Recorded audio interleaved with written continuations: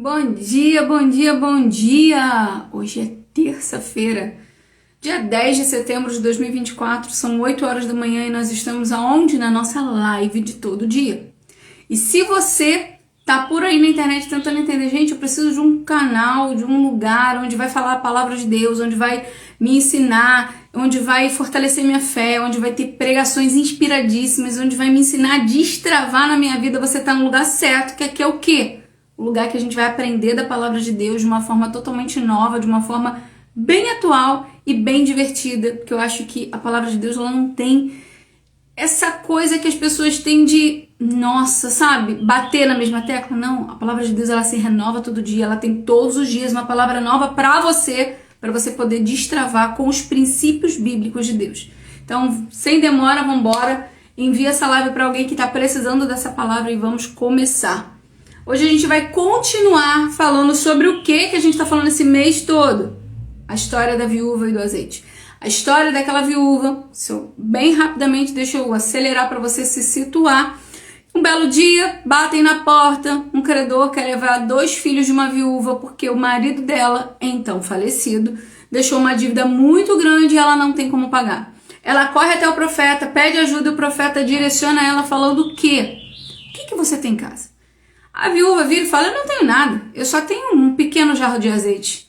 O profeta, sem se importar com o que ela fala, simplesmente a direciona. Vá até seus vizinhos, pegue muitas vasilhas, e ele põe isso, não poucas. Pegue muitas vasilhas, vá, entra para dentro da sua porta, da sua casa, fecha a porta e derrama o azeite que você já tem dentro dessas vasilhas. E conforme for enchendo, coloca a parte.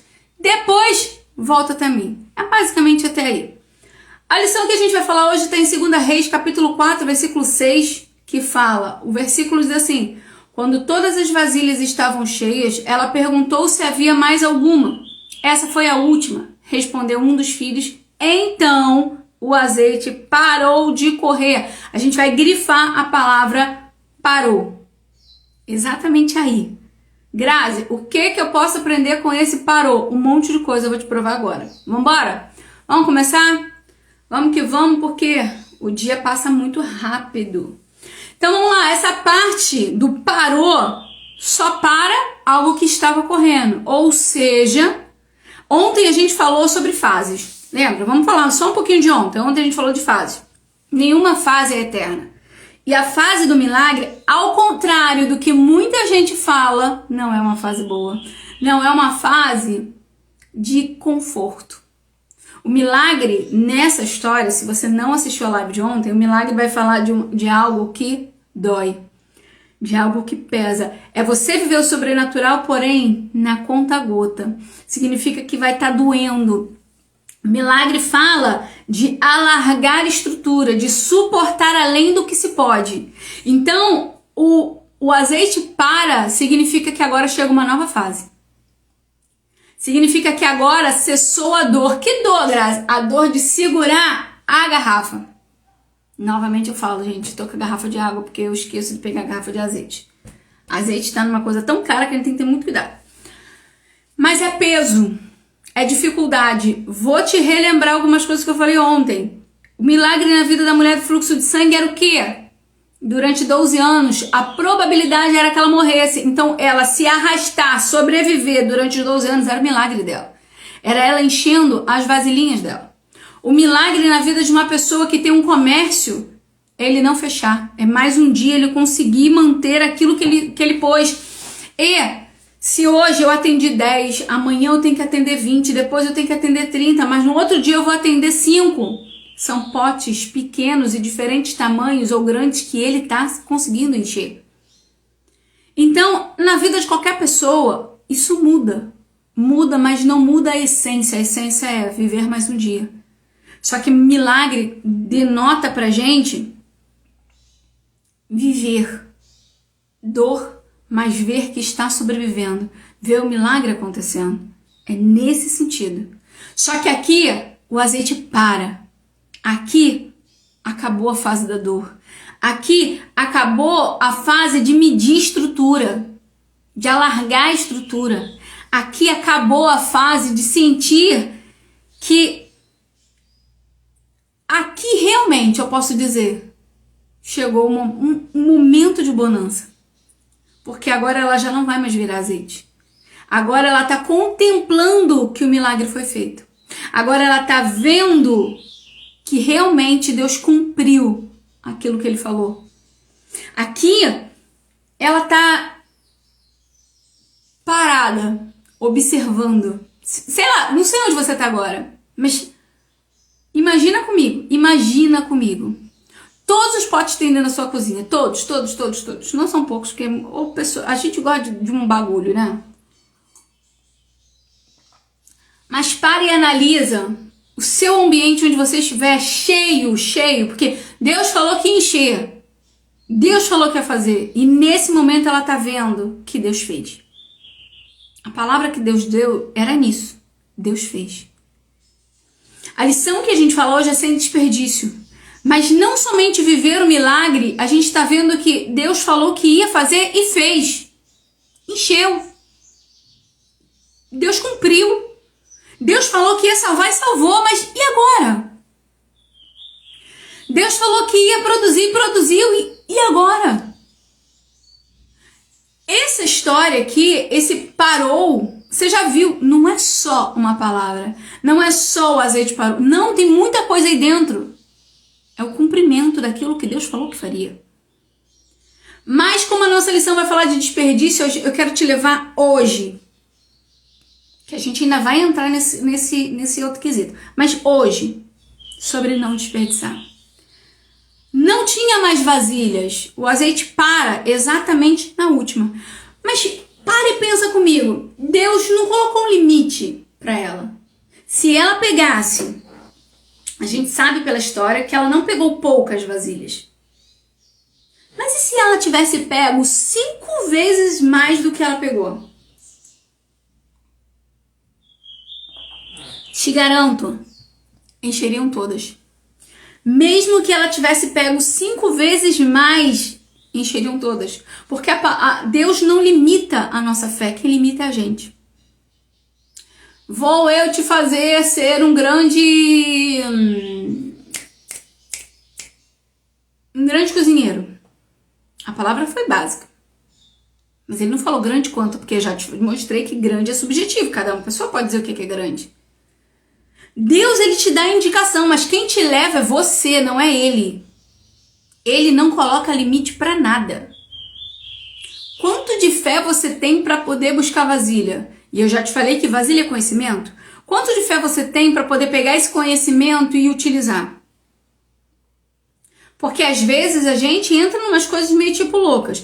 Deus falou que você é cozinheiro, aí você quer estudar costura.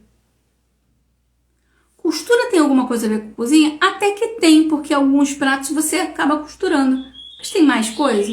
Ah não, vou aprender a costurar em várias máquinas diferentes. Tipo, você tá fugindo contra você mesmo. Você tá dando uma de Jonas. Deus tá te mandando ir para um lugar e você tá tentando fazer outra coisa para tentar complicar a coisa de Deus. Vou te dizer, para Deus isso não tem problema, porque depois ele vai costurar uma coisa na outra e vai dar certo, mas você vai se lascar, porque o tempo que Jonas perde indo para um lugar que não era para ter ido, é só perda de tempo para Jonas, não é para Deus. Querido, Deus já sabe o que está dentro do teu coração. Ele sabe o... Ó, tenta entender. Quando Davi, rei Davi, fala que quer construir uma casa para Deus, ele está falando com o profeta Natan. Tem aquela coisa que acontece com Natan, mas não é isso que eu quero falar, não. Só que Deus vira para Davi e fala para ele assim: você não vai construir casa para mim. Quem vai construir uma casa para mim é teu filho. E aí ele já deixa claro: porém, teu filho vai me decepcionar, vai pecar, nananana, e mesmo assim eu vou ser com ele. Ele tá falando para Davi o futuro de Davi. Salomão nesse tempo nem existia. Não, Salomão já existia. Mas não era grande, Salomão ainda era pequeno. Mas o que Deus está querendo dizer? Ele já sabe o que vai acontecer no futuro, ele já sabe o quão ruim vai dar no futuro. Ele já sabe o quanto de vasilha você vai pegar, mas ele deixa você pegar. Por quê? Porque ele não vai dizer o teu futuro. Ele deixa você pegar, ele te dá o livre-arbítrio para você escolher quantas vasilhas você quer pegar, quanto de conhecimento você quer, quanto de investimento você vai dar naquilo ali. Ele vai encher tudo. Tudo que você pegar. Mas quem vai pegar é você. Significa o quê? Significa que quanto mais eu estudar, mais tempo eu vou perder, ou para algumas pessoas, investir naquilo. Mas também significa que Deus vai me elevar à medida que eu resolvi pegar. À medida que eu resolvi crescer. À medida que eu. Mas Deus não limita. Então, para com essa história de falar assim, Deus me chamou para ser um cozinheiro, mas é um cozinheiro de uma cantina pequenininha. Não. Você que se colocou aí. Quando você parou de estudar e falou assim, aqui tá bom para mim. É aí que Deus entra. Ele entra na tua fé. Quanto mais você quer, mais ele te leva. Porém, entenda, quanto mais você quer, maior vai ser o peso, maior vai ser o preço que você vai ter que pagar. Não tem muito o que fazer porque é justiça. Trabalhou muito, buscou muito, lavou muito, secou muito, preparou muito, vai ganhar muito. Aí vem a gente com uma coisa de que, não quero ter trabalho. Falar nisso na psicanálise, o professor estava falando sobre isso. O nosso cérebro sempre vai procurar o lado mais fácil. Você vê que tipo, você quer acordar ou quer dormir mais? Dormir mais. Você vê que você tá na academia, faltam 10, eu não sei como é que fala, 10 vezes que você tem que fazer. Aí o seu cérebro, não, faz só 8 que tá bom. O nosso cérebro sempre vai jogar a gente pro lado mais fácil, mais tranquilo, menos trabalhoso. Ele luta o tempo inteiro contra a gente nesse sentido. Ele não quer se esforçar. Então muitas vezes você fala assim, não, é o diabo que tá tentando. Não, é só o seu cérebro, automático, mas você pode vencer ele tranquilamente. Engana ele, fala, falta pouco, vambora. É você quem define, porque Deus não te limita. Pelo contrário, ele é sem limites. Aonde você for é que ele vai. Mas você não quer ir, fica difícil. Vamos seguir. Aí, se eu voltar aqui pra história, senão a gente vai.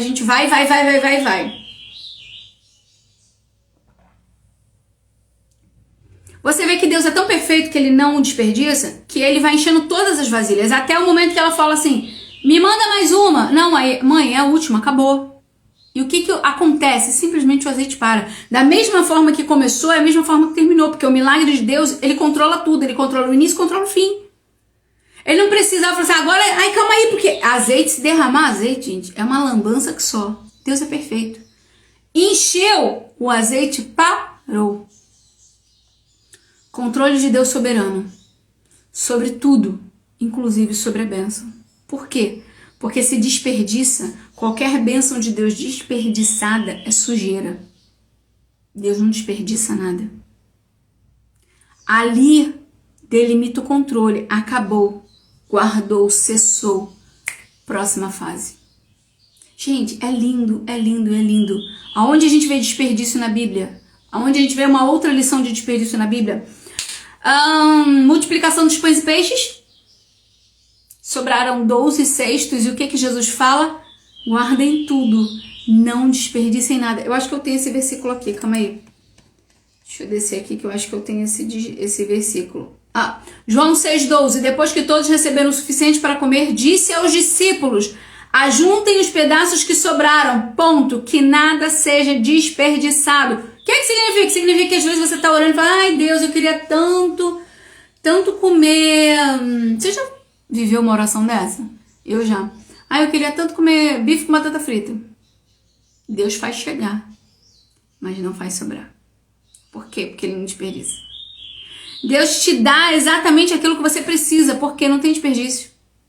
Se ele, o que é desperdício? Desperdício é a parte que joga fora. Se ele entende que dentro do seu coração, não é por vontade de se mostrar para os outros, mas dentro do seu coração, há a vontade de abençoar outras vidas, significa que mesmo que você tenha pouco, você vai abençoar, ele faz você ter além. Porque você não vai jogar fora, você vai dar para a vida de outra pessoa. Mas se ele vê dentro do seu coração a ganância de querer só para você, ele não te abençoa mais, porque ele sabe que você vai desperdiçar, vai jogar fora. Nem na parábola dos talentos, ele deu 5 para um, 3 para outro, se eu não me engano, 2 para outro e 1. E interessante que para quem ele dá 1 é exatamente aquele que vai enterrar, que não utilizaria. Porque você falar que você tem pouco e porque você tem pouco você não pode ajudar, isso não serve para Deus. Porque quando você quer ajudar, até o teu pouco você faz ser muito. Aquele que quer ajudar, ele fala assim, olha só, eu só tenho uma xícara de açúcar, mas a gente pode dividir. Mas tem aquele que tem 1 quilo de açúcar e não divide. Por quê? Porque dentro do coração dele não tem o querer ajudar o próximo. Então Deus não vai abençoar. Aí você fala assim, porque fulano tá sempre com pouco, mas tá sempre ajudando. E Deus tá sempre fazendo multiplicar. Por quê? Porque ele ajuda, independente de quanto ele tem. É muito fácil a gente falar assim, se eu ganhar, se eu tiver, se eu puder, eu faço. Mas é uma grande mentira. Porque aquele que quer fazer, faz com as condições que tem. É uma coisa tão simples. Mas é tão simples do simples, mas as pessoas não enxergam. Tem gente que tem um guarda-roupa cheio de roupa, mas joga fora, mas não deixa dar pro vizinho. Porque eu não gostaria de ver ele usando as minhas roupas. Eu não sei não, que eu tenho um pensamento meio estranho sobre isso. Porque, tipo, Deus me deu 9. Fui eu que usei o primeiro. Qual o problema da pessoa usar depois? Mas, você não quer dar pro seu vizinho? Mas doa pra alguém que precisa. Doa pra um orfanato, pra uma igreja. Mas não, prefiro jogar fora.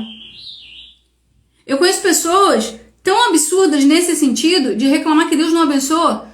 Porém, quando tem alguma coisa, joga fora, esconde para jogar no lixo do lixo do lixo, mas não deixa a outra pessoa usar e tipo, para você pode ser lixo, para outra pessoa não.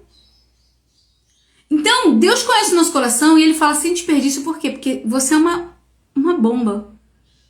Se eu te abençoar à medida que você pede, você se destrói, porque você só está criando provas contra você mesmo.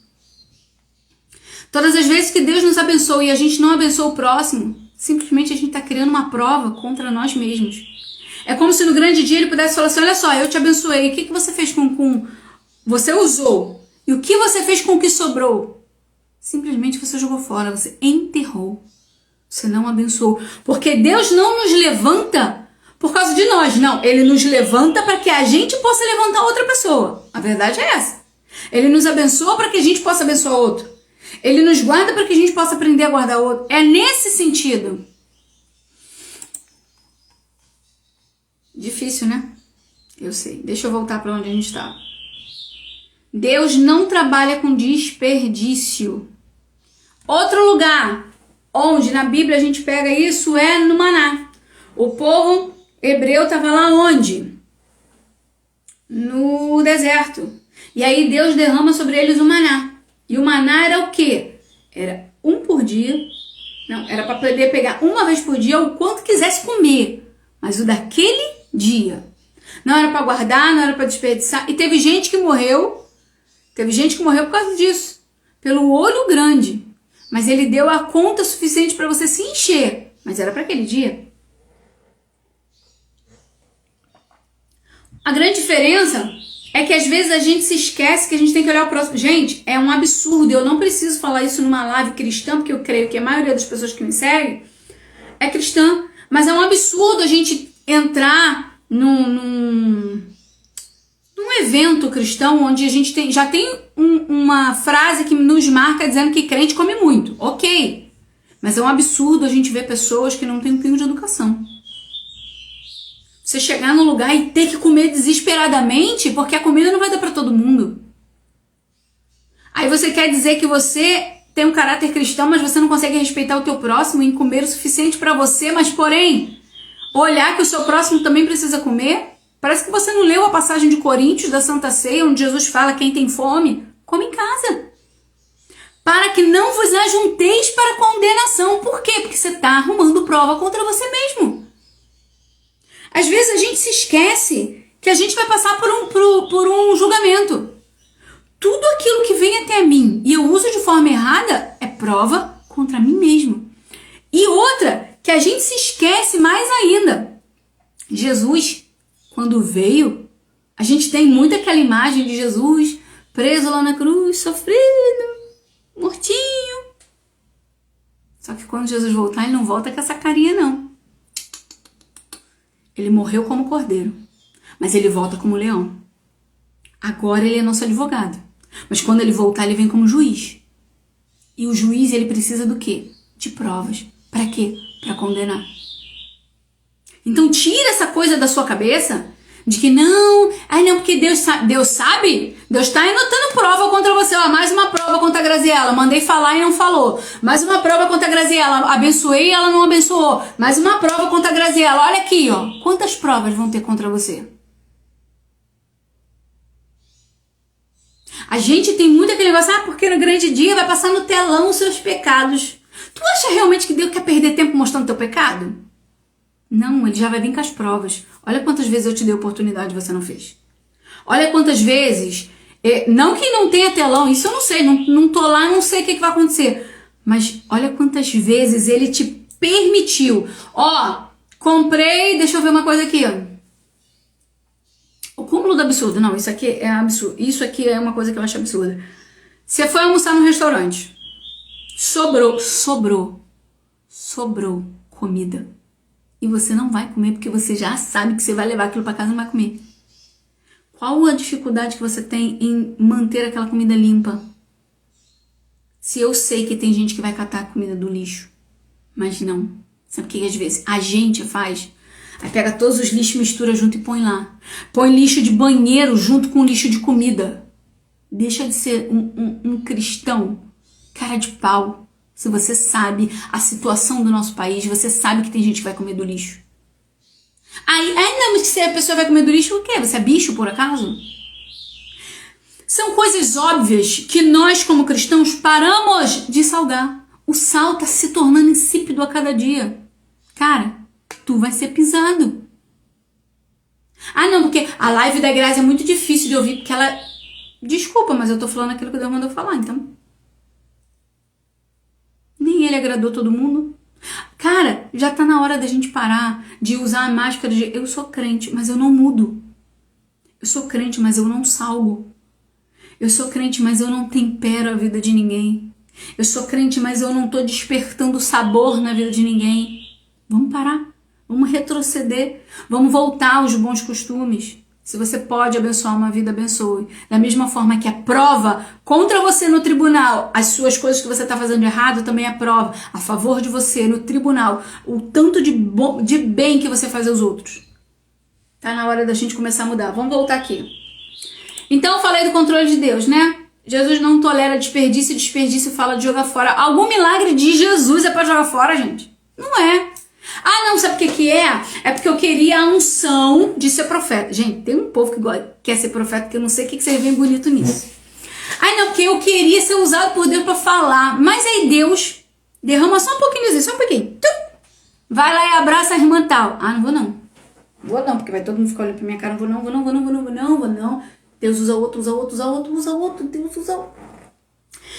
Tem coisa que fica meio difícil de entender. E parece que se eu fosse Deus, óbvio que eu nunca serei, nunca. Mas é só um jeito de imaginar e falar assim: ô criatura, você não pediu a unção?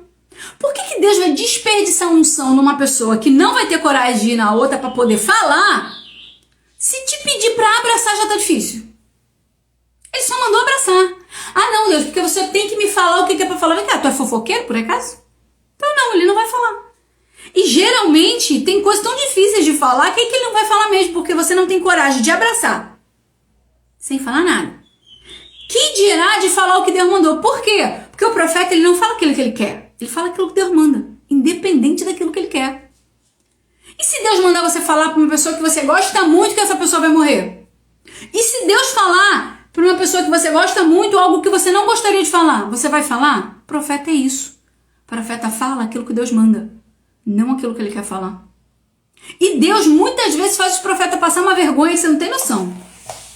Se você for olhar a história de Davi, tem uma passagem que Davi está falando com Natan, inclusive a passagem que eu falei no início, que ele vira para Natan e fala assim: Natan, eu vou construir o templo para o Senhor. Aí Natan, o profeta, né, fala assim: faz tudo aquilo que está no teu coração porque Deus é contigo. E vai Natan para casa.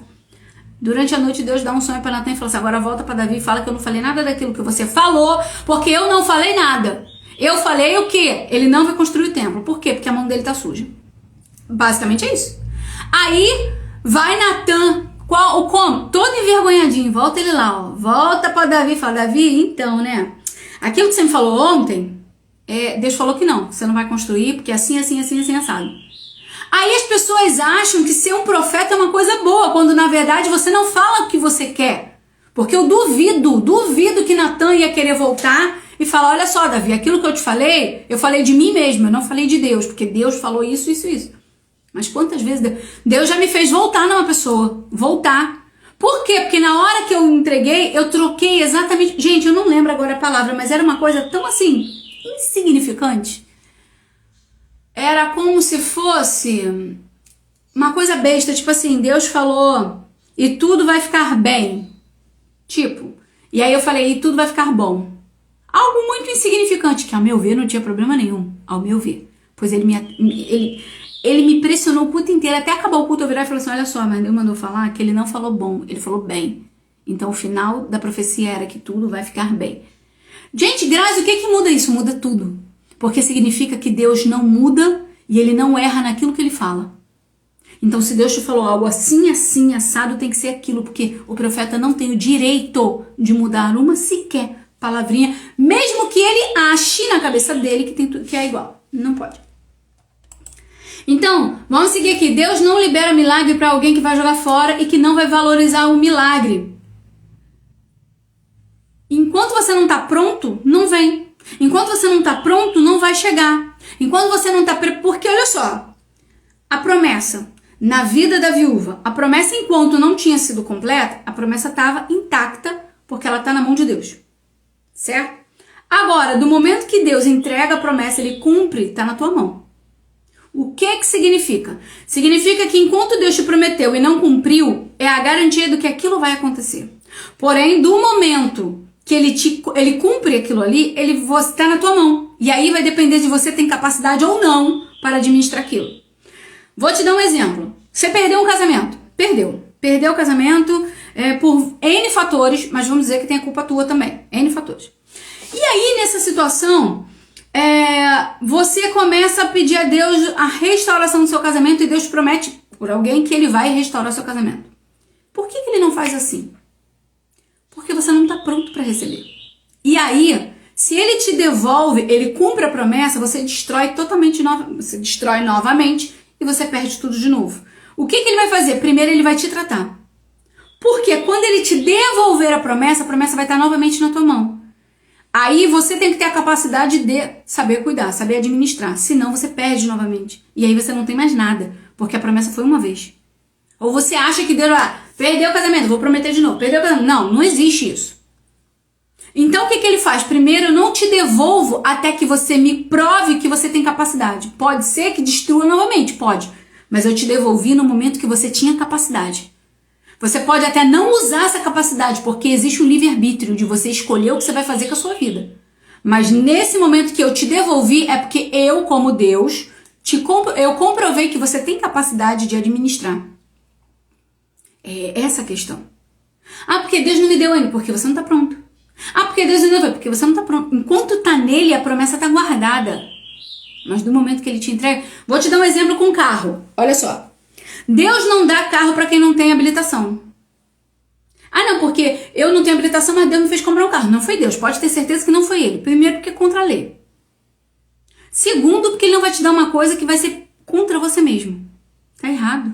Deus não faz nada disso. Agora, do momento que você tirou a habilitação, você já pode ter um carro? Pode, você já tem as regras. Aí ele te abençoa com um carro. Porque agora você já sabe. Porque senão ele te abençoa com um carro e você perde. Primeiro ano, não pagou IPVA. Não fez vistoria.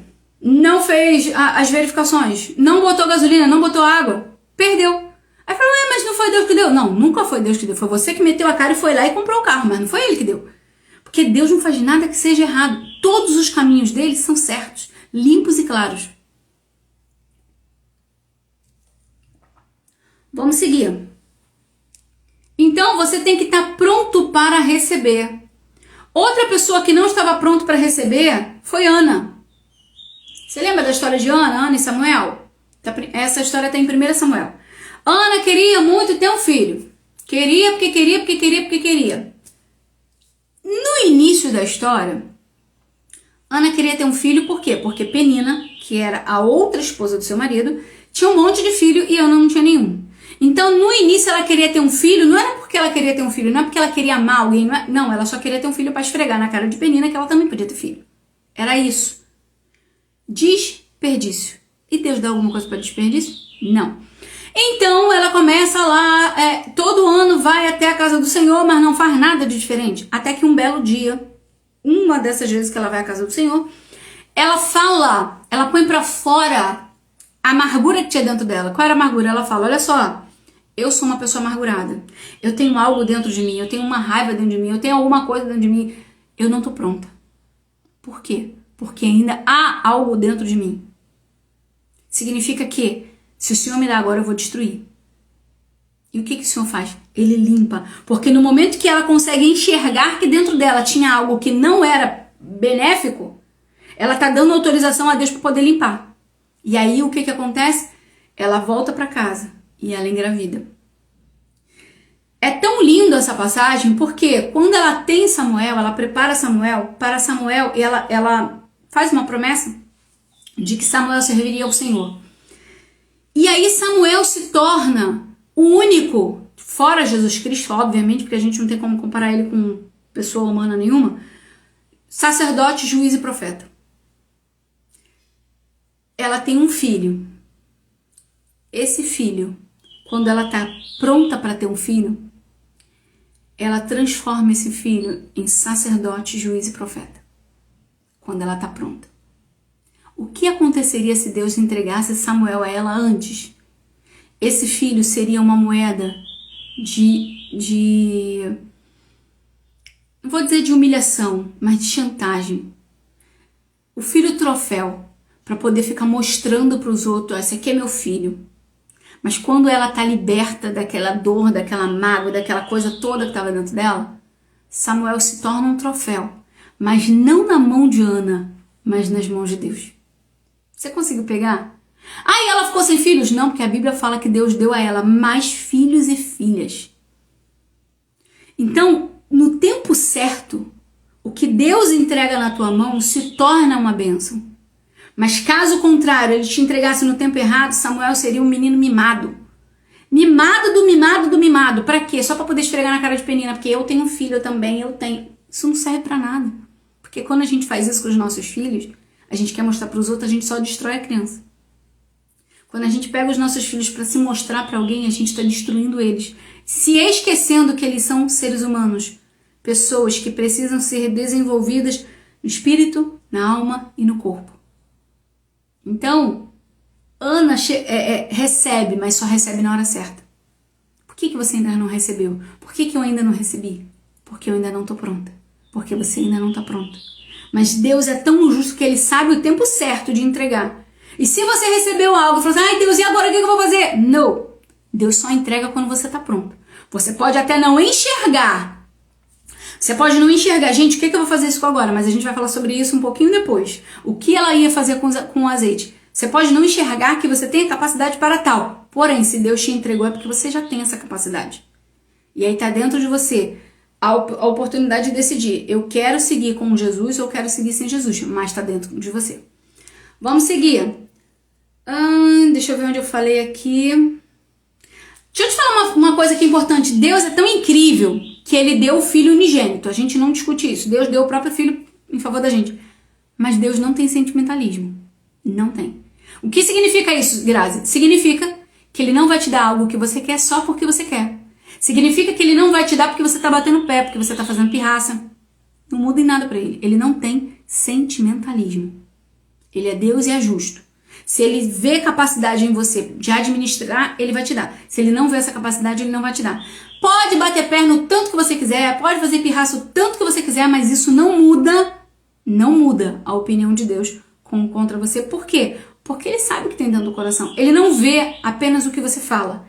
Ele vê o que você fala, mas Ele também vê o que você pensa, Ele também vê o que está dentro do teu coração. Ana engravida, falei... Não, isso aqui eu vou falar pelo final. Deixa eu ler aqui os nossos adendos. Deixa eu ver o que eu preciso falar aqui pra você. Deus não desperdiça dom. Não adianta você pedir um dom que você não vai utilizar. Ah, Jesus, eu queria cantar. Então canta. Ah, não, só vou cantar quando o Senhor me der uma voz boa. Então tu não vai cantar nunca. Porque Deus primeiro quer ver dentro de você que você vai utilizar aquilo que você tem. O azeite, lembra? Deus não faz nada do nada. Primeiro ela tinha azeite. Antes de derramar, ela tinha que ter o pouco. Você tem o pouco, você derramou, obedecendo o que Deus mandou, então eu te multiplico. Salomão, eu quero sabedoria, mas ele já tinha sabedoria. Se você assistir as lives que a gente passou, eu já te provei isso. Salomão já tinha sabedoria antes de pedir sabedoria. Deus multiplicou. Você quer cantar? Então começa a cantar com o que você tem, com o que você é, com o que você sabe. Ah, mas eu só sei cantar em harpa. Então vai cantando em harpa, que Deus vai fazendo as coisas multiplicarem. Mas você quer o alfa sem fazer o resto, então não vai ter. Você quer chegar e cantar para uma igreja lotada, mas para uma igreja vazia você não quer cantar. Aí fica difícil. Você quer pregar para um grande evento, mas quando tem aquele ponto de pregação que você não visita nunca, com 3 pessoas lá dentro, você não quer pregar lá, porque lá tem pouca gente, então fica difícil. Primeiro Deus vai te provar no pouco, para depois no muito ele te colocar. Então aceita o pouco primeiro. Deus não desperdiça talentos nem dons, Deus dá o que queremos, não dá o que queremos porque queremos, Deus não limita. Falei do controle, falei da promessa, Deus dá, mas não desperdiça. Falei do maná, do azeite, da viúva, e vou fechar aqui, no filhos. Às vezes a gente fica ansioso por filhos. E filhos não são somente filhos. Filhos também podem ser discípulos. Filhos podem ser seguidores. Filhos podem ser muitas coisas, porque a Bíblia fala que o filho é como herança. Só que eu volto para a história da herança. Herança é algo que vem de Deus. E a gente tem que cuidar, porque a nossa recompensa é o que vem da herança e não a herança.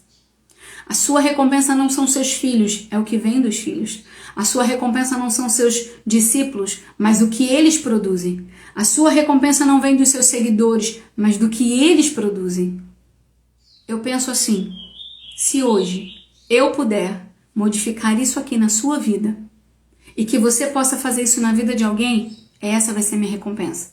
De entender que o que Deus está fazendo através de mim, o azeite que está saindo de mim, o azeite que está multiplicando em mim, está sarando vidas, está transformando vidas, está fazendo a tua vida florescer, frutificar e multiplicar. Então, Deus não vai nos abençoar, a gente não vai aumentar enquanto a gente não conseguir entender que tudo aquilo que a gente fizer é para a glória de Deus, é para a honra de Deus, é para que o nome dele amplie, para que o nome dele cresça. Hoje, meu único pedido é, volta a salgar, volta a temperar. Ai, Grazi, tem tanto tempo que eu não faço a diferença no meio onde eu tô. Volta a fazer. Ser cristão não é difícil. O difícil é ficar tentando não ser cristão. Se você é cristão, não tem esse negócio de dizer, não, porque eu vou tentar ser do mundo. Você só tenta, porque o seu coração o tempo inteiro volta para Cristo.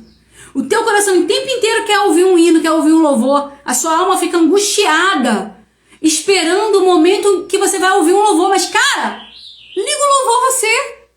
É coisa tão simples. Não, porque, Grazi, é muito difícil. Não, é difícil você ser um cristão que você não nasceu para ser.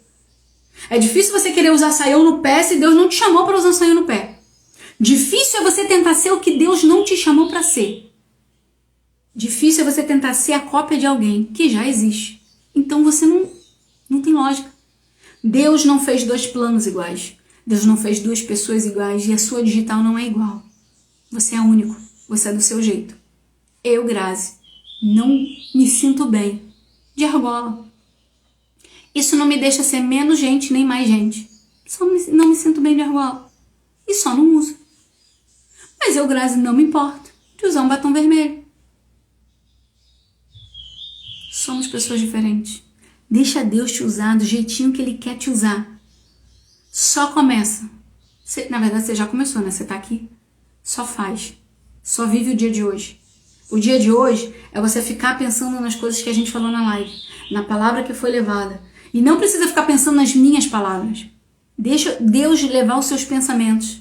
Às vezes, isso aqui é só o início daquilo que Deus quer falar com você hoje.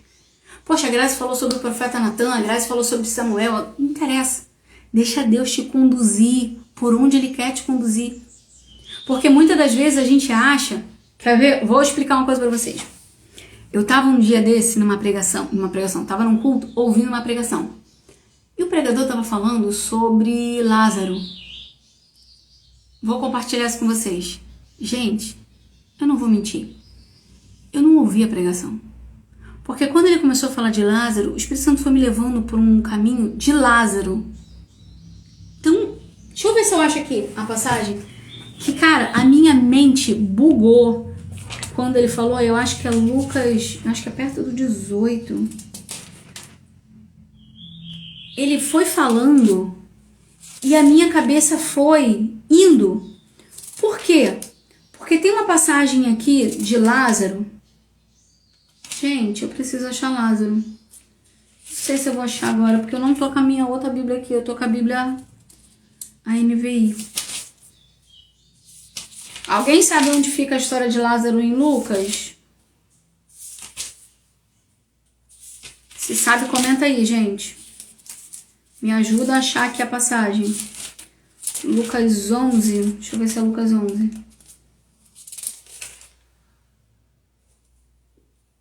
A paz do Senhor, Andréia. Visitando Marta e Maria. E depois, 11. Gente, ninguém sabe onde está a passagem de Lucas. De quando Lucas ressuscita. De quando Lucas ressuscita. Olha aí, eu ficando doida. Lázaro ressuscita. Enfim. Vamos lá. Me chama no privado. Assim que terminar a live que a gente ora. Não sei onde é que tá. Depois eu procuro. Mas enfim, deixa eu compartilhar com você o que o Espírito Santo foi me falando. Jesus tá com seus discípulos e ele já tinha saído de Betânia. E aí, os discípulos, chega alguém e fala, Lázaro, seu amigo, está muito doente. Tá, e Jesus fala assim, essa enfermidade... João 11. Obrigada! João 11. E eu tô em Lucas, tá vendo? Como eu tava atrasada.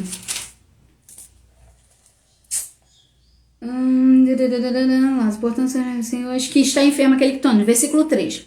4. Quando Jesus ouviu isso, ele disse, essa enfermidade não é para a morte, mas para a glória de Deus, para que o Filho de Deus seja glorificado por ela. Ponto. Lázaro tá vivo. Porque ele fala, essa enfermidade não é para a morte. Está falando de enfermidade ainda. Aí ele continua.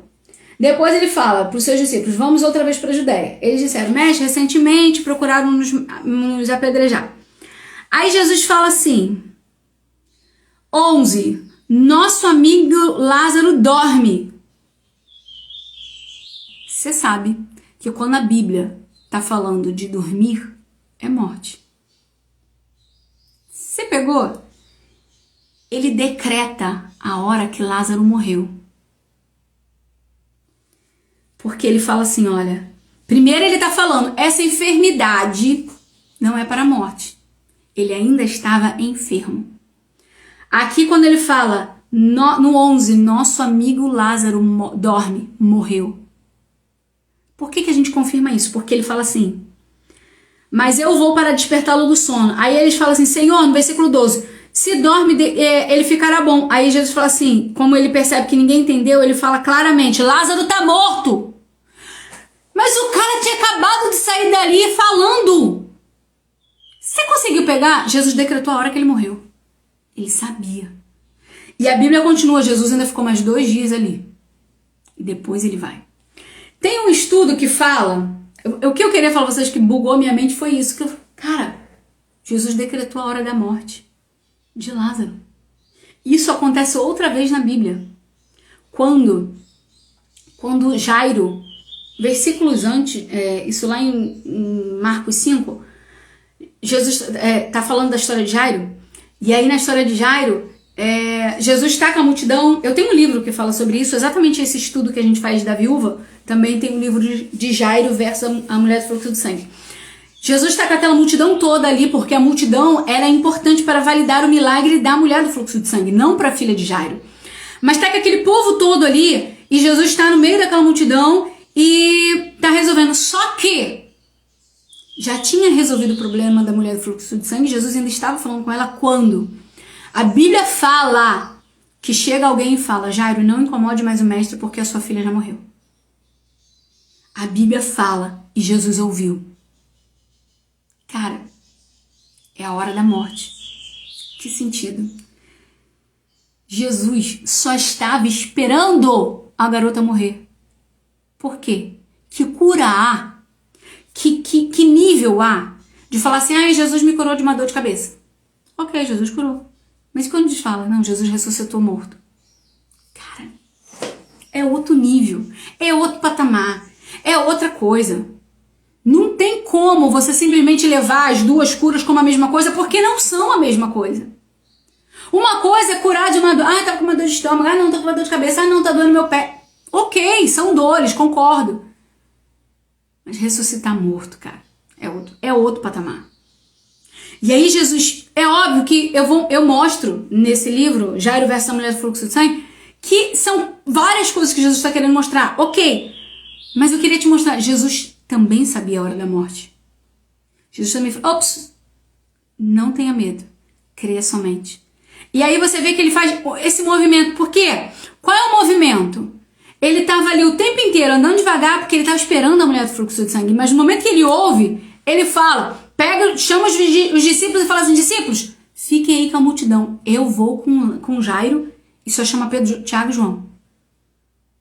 Se ele precisasse da multidão, naquele momento ele não precisava mais. Ele chamava a multidão. Porque até então ele foi carregando a multidão porque ele precisava da multidão. Naquele momento não. Naquele momento ele fala, fica aí, eu vou resolver o problema.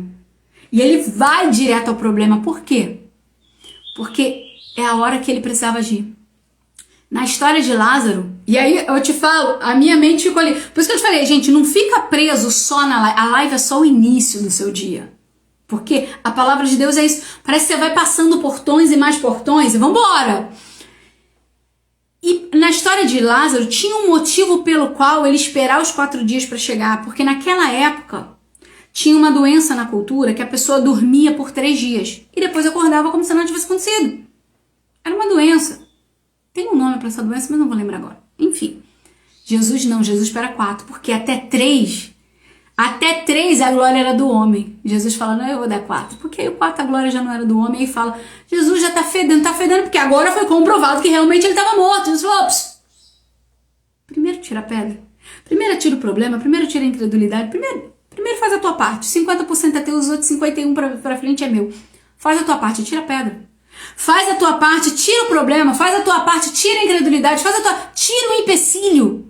Por quê? Porque se ninguém for receber Lázaro, eu não vou ressuscitar ele. É a mesma coisa do que a gente está falando. Primeiro faz a tua parte. Primeiro derrama o azeite.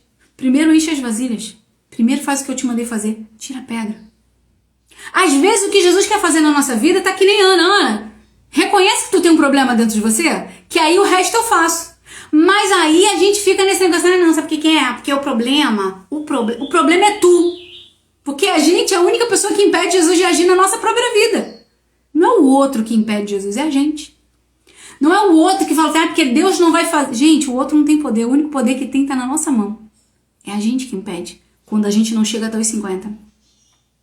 Ninguém explica Deus, André. Ninguém. Não tem uma só pessoa na face da terra que consiga explicar Deus. Por quê? Porque ele age de uma forma totalmente sobrenatural.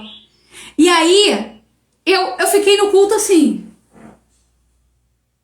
Porque Deus, ele fala com a gente de acordo com aquilo que a gente abre portas para ele.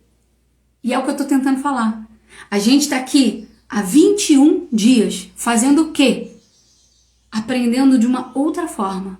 Que a palavra de Deus, ele tem assim, infindável. Não tem limite para você ouvir a voz de Deus. Basta você estar alinhado. Vamos fechar? Gente, 8h49, passamos. O que eu ia falar aqui para fechar? Se eu posso te dar um conselho, se você me permite te dar um conselho, aguenta o processo. Por mais que doa, ele é Deus que sara. Por mais que doa, ele é o Deus que consola. Ele é o Deus que te ajuda, que te apoia, que te controla, que transforma, santifica, edifica, reaviva e completa. A obra para quê? Para louvor do nome dele. É para ele. Totalmente para ele. Lição de amanhã. Não se precipite. A gente vai continuar, só que agora a gente vai para o versículo 7 de 2 Reis, capítulo 4. A gente vai continuar nessa história durante esses 30 dias. Gente, são 30 dias que eu tô te provando que dá para você fazer 30 pregações diferentes com a mesma palavra. Então para com essa história de falar assim, eu vou pregar sobre isso porque eu já sei a história. Ou Jesus tem algo infinito. E nesse infinito é que ele quer te levar. É nesse infinito que ele quer transformar a tua vida, porque ele tem lições poderosíssimas na palavra de Deus. Então vamos parar com essa palhaçada de falar assim, não, porque olha, eu já li a Bíblia 6 vezes, o problema é seu, lê de novo que eu acho que você não pegou ainda não. É impossível você pegar tudo que está aqui de conhecimento na tua vida inteira, que dirá só em 6 vezes. Então, vamos para a Bíblia. Quem está pedindo oração aí, me chama no privado que a gente vai orar. Ou você crê e tem fé, ou não crê. Basicamente é essa. E sobre crer, gente, eu preciso terminar. E sobre crer é acreditar. Se você acredita, você faz. Se você acredita, você pega a vasilha. Se você acredita no Deus que te chamou, não em você. Não é na sua capacidade, porque na minha capacidade, meu filho, nem aqui está. Só Deus sabe como foi para começar essa live. Porque eu falei, Deus, hoje eu não tô bem, mas eu sei que se eu começar, o Senhor vai, o Senhor destrava, o Senhor faz. Então você só precisa fazer a sua parte. Só precisa fazer a sua parte. Deixa eu te abençoar para você ir embora. Que Deus te abençoe, que seu dia seja pleno, próspero, destravado. Vai fazer aquilo que o Senhor te mandou fazer.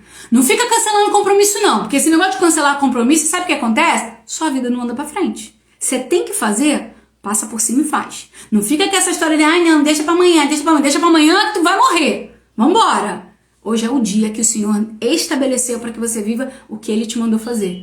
Hoje é terça-feira, são 8h52, mete o pé. Bora trabalhar, vamos cuidar da nossa família, cuidar da nossa vida, cuidar da nossa mente. O que você tem que fazer é para você fazer, não é para o outro fazer. É você que tem que fazer. A vasilha é tua, o azeite é teu.